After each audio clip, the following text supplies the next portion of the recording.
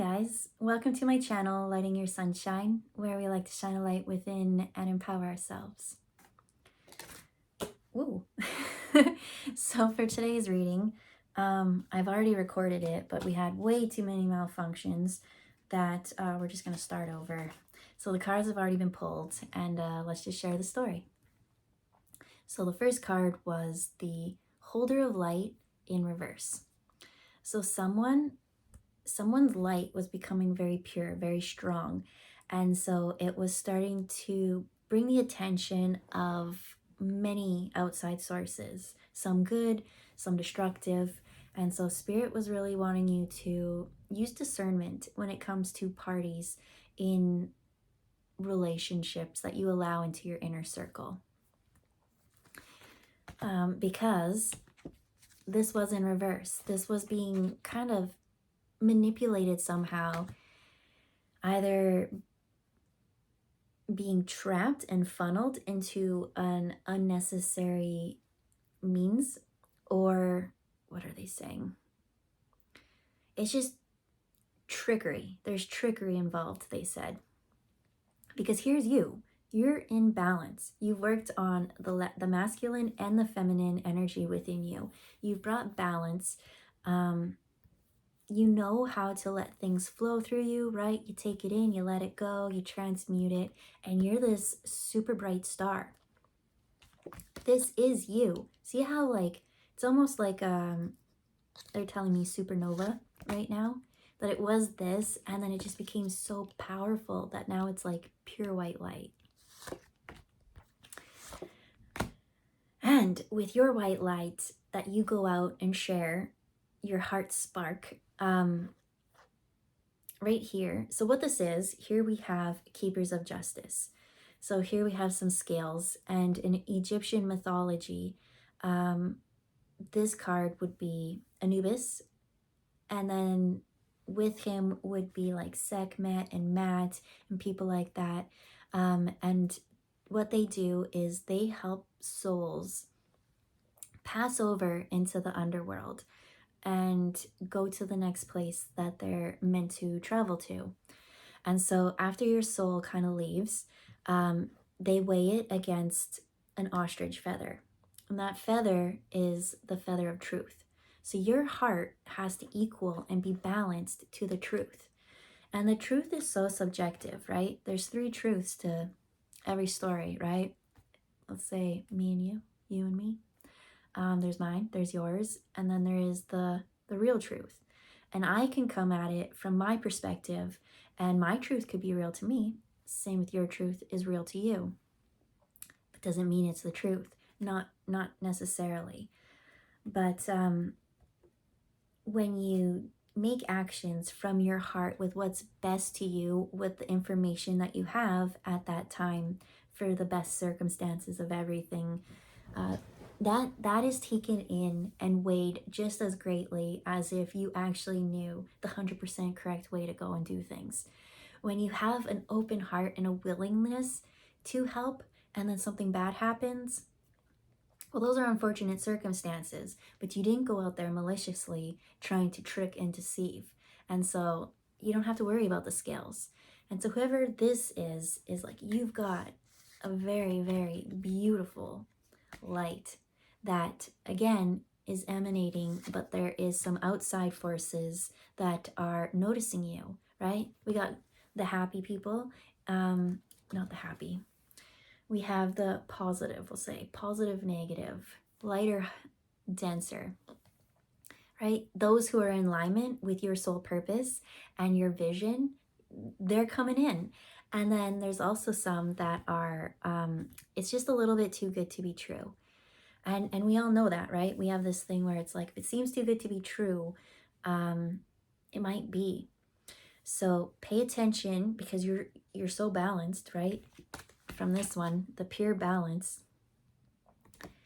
What is it that you get from this? I do see someone kind of wanting to rush you into things. The quicker that you just sign that contract, or the quicker you just do what they want, then you don't really have time to see all the loose ends and the sneaky under the rug kind of things that they don't want you to see. It's not meant to be seen, but it is there. And so when you're in balance, you kind of pick up on these things. So Spirit really wants you to pay attention within yourself and always use discernment. There are people that are going to come that are, I said, great for help. And we have that here with the Lover's card. And so what was this? This is called Caesar's mushroom. And so Caesar's mushroom is Lover's card for the tarot, but Caesar's mushroom is all the way back to Roman times. That's how long that this has been in existence. And so how it's grown is it grows on an oak tree, and it uses the carbon, and they just have this relationship where they thrive and grow together. Right, Roman Empire is over 2,000 years ago, and they're still going. And when I looked at the bottom of this, there was the earthworm and the dirt. And what they really showed me was that taking the negative, not negative, right? There is this tricky situation where it's like almost, especially if money's involved, if they're just like, here, we'll give you a bunch of money if you just do this. But if you feel that this is not right, and you'll know, because you're so balanced, don't do it.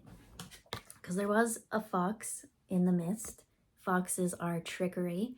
I do love the foxes, but in this case it was trickery, because with it came this black shuck, which is this shadowy figure. It just is always kind of looming in the back.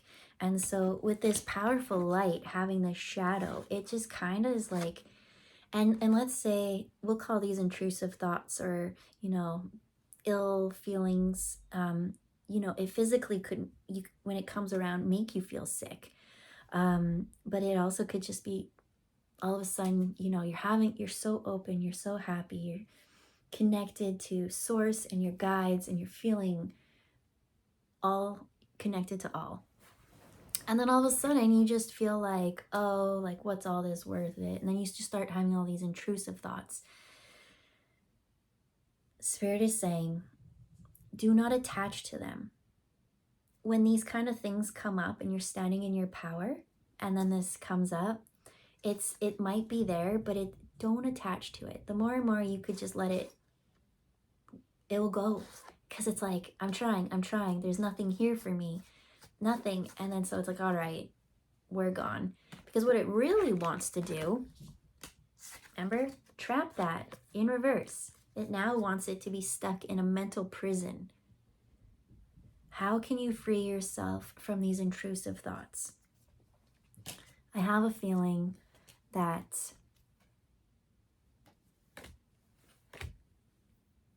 you're a lot stronger mentally than you are giving yourself credit for.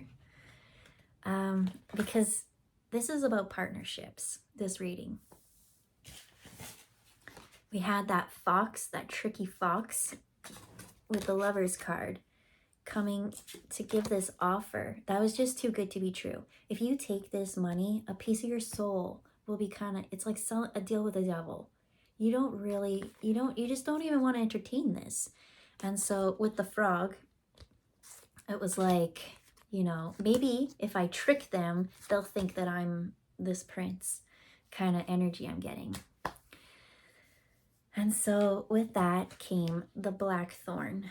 How did the blackthorn work into any of this reading? It did last time. I do remember there was birds in the tree.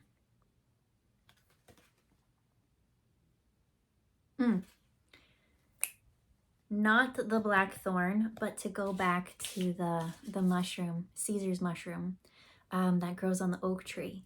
In it, it talked about how it uses carbon, and then they break it down. And so I did hear on an Instagram reel that my friend shared to me, the word carbon has been popping up in so many synchronistic places that I think there's more to it to learn. But in the I'm going to say his name wrong because I'm going to call it junior high or something. Neil Tyson deGrasse. I think I said it right that time. Junior? I don't know.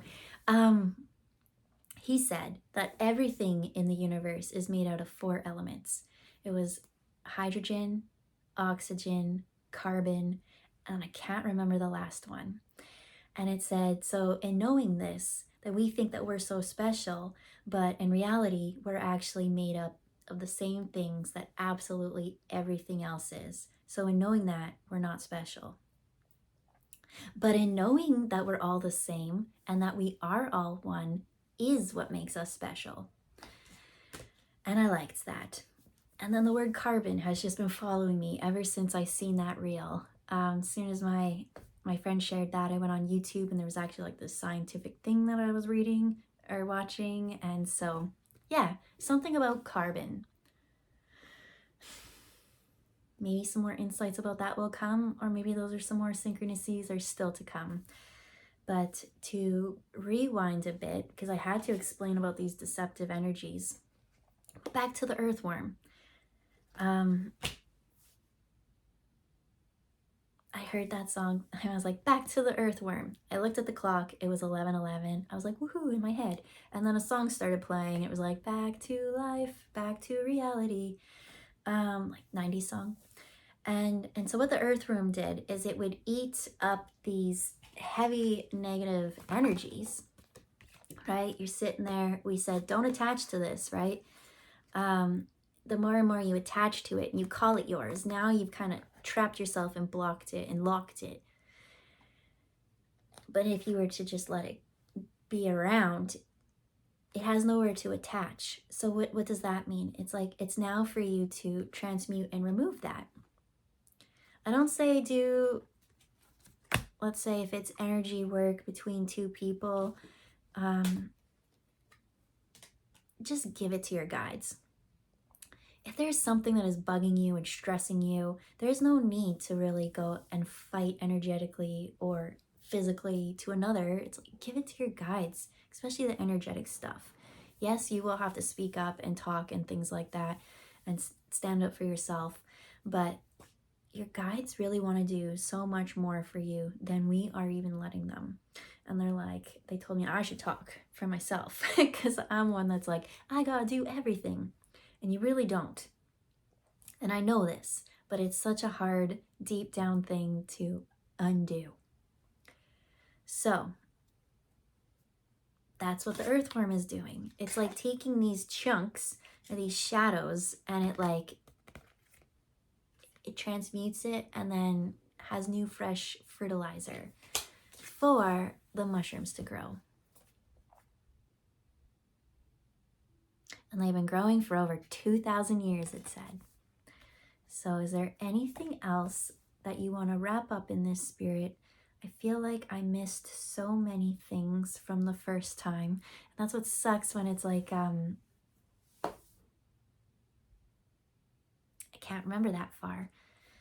But as I said, it's a learning opportunity, this new environment. Still trying to work it all out. And we'll get there. But we'll leave it there. I hope everyone has a good day, and we'll see you next time. Bye, guys.